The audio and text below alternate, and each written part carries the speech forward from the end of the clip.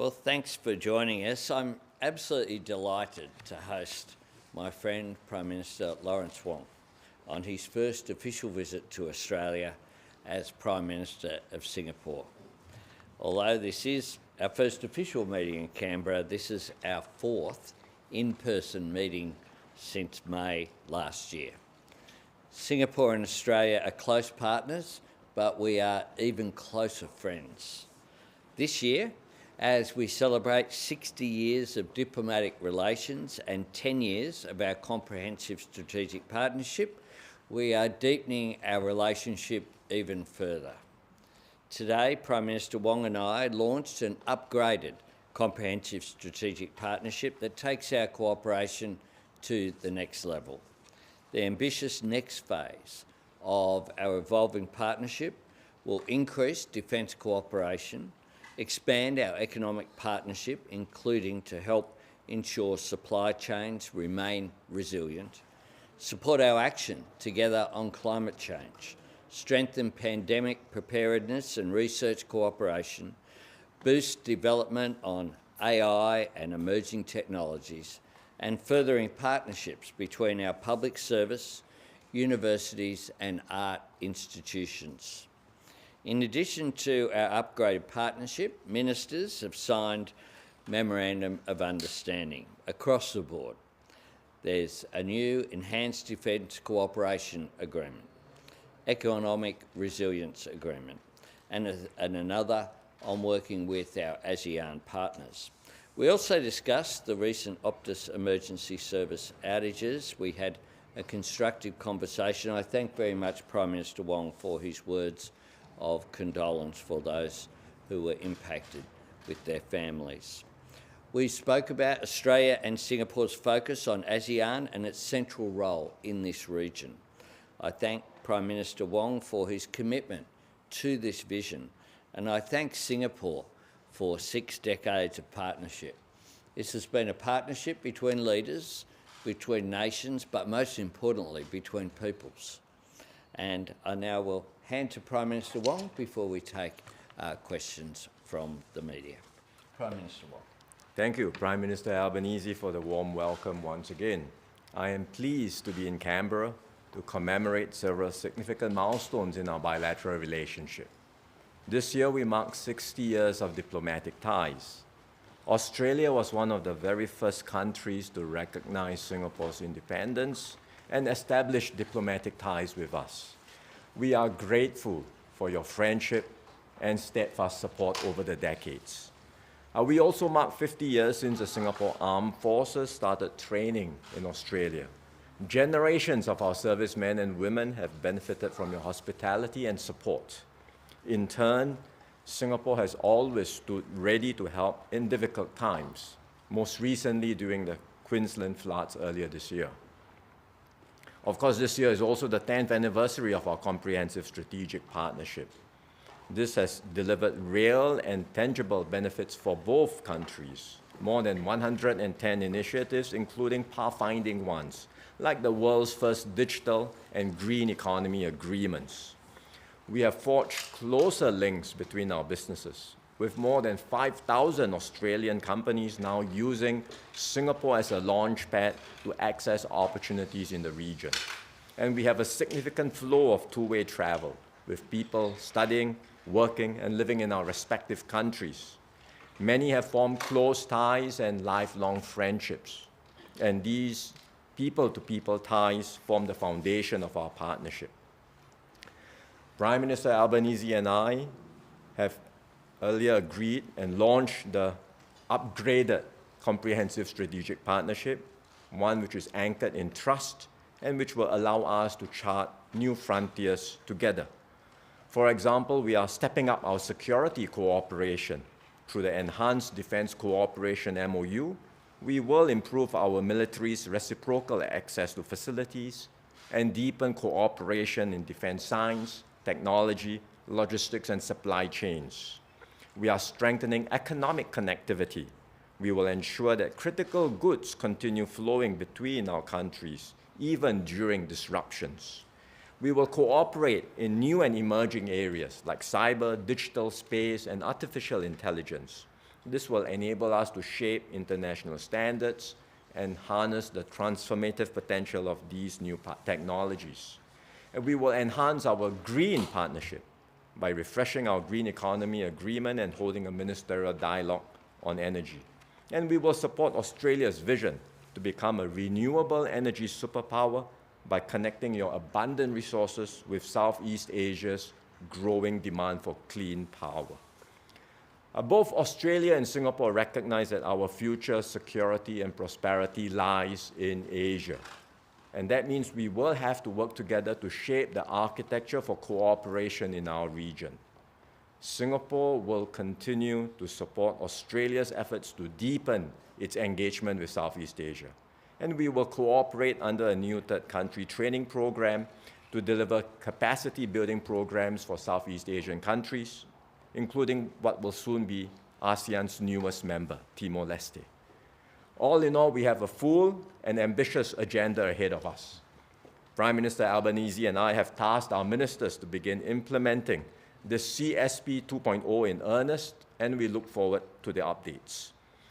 The world today is becoming more uncertain and more unsettled, but Australia and Singapore share a common strategic perspective that is built on a deep reservoir of trust. And I'm confident that with this strong foundation, we can continue to chart new frontiers and deliver lasting benefits for both our peoples. Thank you, Prime Minister. Question, first one's from Naveen. Naveen Razak from SBS News. Thank you, Prime Ministers. Prime Minister Wong, in terms of defence cooperation, how could this work in practice? Could that potentially involve an Australian presence in Singapore, rotation of troops and assets? And Prime Minister Anthony Albanese, on the climate ramifications of this, are we going to need to sign more deals with countries like Singapore if we are going to make those climate targets that you've set? On defence cooperation, we see Australia as a resident power in Asia, and your continued presence in this part of the world contributes to stability, security for all the countries in Asia. That's why we already have a strong defense partnership, but we are enhancing it further and providing more support and enhanced access to Singapore's air and naval bases. And this will enable Australia to deploy more of its forces in our part of the world. We are working out the details of what this will entail, but clearly it will mean stronger facilitation for Australia to participate in Asia, for Australia to extend its security presence in Southeast Asia and the region more generally. And we believe this will be critical and important for Asia's continued stability and security. Yeah. Can I thank Prime Minister Wong for the engagement that's there in defence, but also on green energy. On defence, the Wallaby exercises are taking place as we speak, and the enhanced availability of Singapore's ports and air access is obviously very important for Australia to be able to have that presence in Southeast Asia, in that region. And it is a logical next step. And I thank very much Singapore for that. On the green economy agreement between Australia and Singapore is one of the world's first. And what we are doing is further enhancing it as well. Singapore is doing some quite extraordinary work as well in creating a grid in its region. And that is something that this morning we had really constructive discussions with the Singaporean minister as well as the Australian minister going forward. And I'm sure that part of what we need to do with the challenge of climate change that both of us understand is real and needs action, is we need more cooperative action towards our common goal, which is reducing emissions in order to reduce the impact of climate change. Next question is from Anjali. Good morning, Prime Ministers. So could you share more details on the MOU on economic resilience, this arrangement on trade in essential supplies? What form will this take? What will it cover? Are we talking about food, medical supplies? And what's the scale of it? What kind of logistics is going to go into this? We are looking broadly at a range of essential supplies, food, medical, but it builds on, importantly, the experiences both our countries had during COVID, because that was a period when, remember, countries were scrambling for essential supplies. Many countries had imposed restrictions on exports, imports, and it was a very difficult time for both our countries. But because of the trust that we have between Australia and Singapore, we kept supply lines flowing between our two countries. We even had vaccine swaps to support one another. And building on that experience, we believe we can work out a framework for on a continuing basis to ensure that the supply chains are continue flowing, to ensure that shipping continues between our two countries, and this will help both our countries during a time of crisis or disruption, and it will be mutually beneficial for both our peoples. So the framework is in place through the MOU, but the officials will be working out further details of how exactly we will implement this. Thanks, Prime Minister. Yeah, I think the best example is during COVID, when planes were still travelling between Australia and Singapore without people, without passengers, but in order to ensure that goods were still being traded. Very much so. That shows, I think, that was not happening in many parts of the world. The disruption that was occurring to the global economy was real and was having an impact. But Australia and Singapore, because of that level of trust between us, was able to continue to have that engagement. Next question is from Grace. Thank you, Prime Ministers. On the Optus network failure last month, which resulted in the deaths of 4 Australians, was this outage discussed in your meeting today? Mr. Lawrence, has your government guaranteed anything to prevent such an outage here, especially coming into our bushfire season? And Mr. Albanese, what responsibility should the Communications Department bear for missing the 2 emails Optus sent to an old email address on September 18? Yes, it was discussed. I raised the issue and we had a discussion. I thank Prime Minister Wong for the condolences that he offered to the families and his support for strong follow-up action.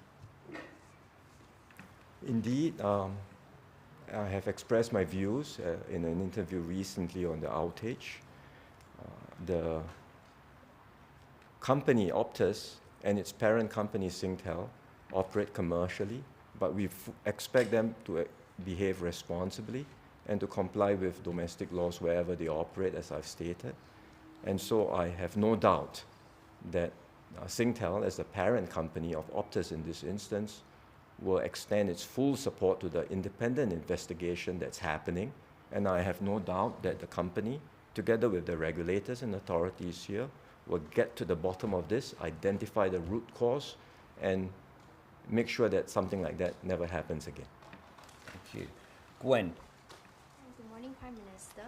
In a troubled world today, how can Singapore and Australia, what concrete steps can we take to work together through, be it together or through multilateral platforms, to keep multilateralism alive and effective? And for example, will Australia consider joining the FIT partnership? Thank you. Thanks. We are taking concrete steps. The CSP that we are launching today is an example of this, the upgraded CSP that we are launching today, because many of the initiatives that we are working with one another are not just to benefit our two countries, but potentially can serve as pathfinders for the wider world, as we have already done, because we had the world's first digital and green economy agreements. And that indeed served as pathfinders for other countries eventually to also start thinking about digital rules for the global economy, to think about how trade and climate action can come together within the WTO framework. So when we work together like that, we are not only looking at bilateral initiatives that benefit each one of us, but also looking with a view to preserve important multilateral frameworks or strengthen multilateral frameworks that will enable us to keep the rules-based global system going. Besides our bilateral initiatives, I would also add that we work very closely together in regional and multilateral platforms. So that's another way in which we enable multilateral frameworks to be reinforced and strengthened. For example, through the CPTPP, through our ASEAN Dialogue Partnership, and through many other arrangements. Yeah, one of the reasons why I was so delighted to welcome Prime Minister Wong, including Mrs. Wong joining myself and Jodie Hayden at the Lodge last night, is that when we have discussions, it's discussions based as friends and trusting. And part of our discussions, informally as well as formally, has been about the world as it is in 2025. And the world as it is today is more uncertain perhaps than it's been in the past. There's more disruption than there's been in the past. One of the things that makes this relationship so solid is that we know where we're coming from and we know where we're going together. We have a common worldview about the importance of multilateralism, about the importance of free and fair trade, about the importance of multilateral institutions, whether it's the United Nations or the institutions where the Prime Minister and I will gather in coming weeks ahead. ASEAN will meet in Malaysia. That will be an important gathering hosted by our friend Anwar Ibrahim. Then in Korea, the APEC meeting, something that Australia played a very proud role in founding, of cooperation in our economic activity in our own region, and then the G20 as well will be important. So we very much support multilateralism as one of the pillars of our foreign policy. I do want to congratulate Singapore on the launch of the partnership, the newest partnership that they have launched just last month. Australia certainly supports the goals of the partnership. We'll consider our position on the partnership itself, but we participate across so many gatherings as well. And last March, I welcomed the Prime Minister's predecessor to Melbourne. Of course, we had the ASEAN-Australia commemorative meeting where the leaders of all of the ASEAN countries, with the obvious exception of Myanmar, attended there in Melbourne. That was so constructive. That said a lot about the priority that we had, and it came off the back of Nicholas Moore's work on the Southeast Asia Economic Strategy to 2040, where we have identified the importance of more regional engagement. And that is something that this visit by the Prime Minister and his high-ranking delegation, who are all here with us today, will continue to see as a product of this visit. Keen. Prime Minister Wong, is it disappointing that Singapore has been dragged into this 000 outage as a result of what Optus has done? And Prime Minister Albanese, Senate estimates learnt this morning that Optus had sent its notifications to an email within the department that wasn't being monitored. Does the department bear some responsibility in the delays that we saw with that outage for not checking that inbox and not, becoming aware of this issue sooner? As I've said before, I understand fully the anger, frustration, and outrage at what has happened. Because if this were to have happened in Singapore, I would feel the same. So from that point of view, we understand the sentiments. I've extended my condolences to those impacted by the outage, including the family members and loved ones of those who lost their lives, which is tragic. And all I can do is to say, from a government's perspective, we expect our companies to act responsibly. And we will certainly expect Singtel and Optus to comply fully with the laws, to do whatever they can to cooperate with the investigation. I'm sure they will do so, and hopefully a conclusion will come through very soon on the outcome of the investigation, what went wrong, and steps can be taken expeditiously to rectify the mistakes. Yeah. The independent investigation will be undertaken, and we need to make sure that the failure by Optus in this case doesn't happen again. It's as simple as that, and we will work to ensure that that is the case. Claudia. Thank you, Prime Ministers. So back to the CSP, what are the lessons learned from the past 10 years being on the CSP, and how will they be taken through to CSP 2.0, especially now under new leadership? What could be done differently this time? The CSP 1 had resulted in many, many concrete initiatives, which I've highlighted a few just now, and a range of different measures, programs, initiatives that we have taken to bring our two economies closer together and to also extend Australia's engagement with Southeast Asia. And we have seen a lot of progress, and we've seen the fruits of it over the last 10 years. And that's why we are now building on that foundation with CSP 2. I wish we were more creative in coming up with a better name. But it's not about the name of the partnership, it's the substance of what is in it. And within the CSP 2.0, we have identified, as I mentioned just now, a very ambitious agenda across so many different domains.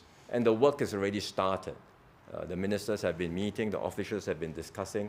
In fact, some of them shared with us that in fleshing out the agenda for CSP 2.0, it was a very natural and smooth conversation.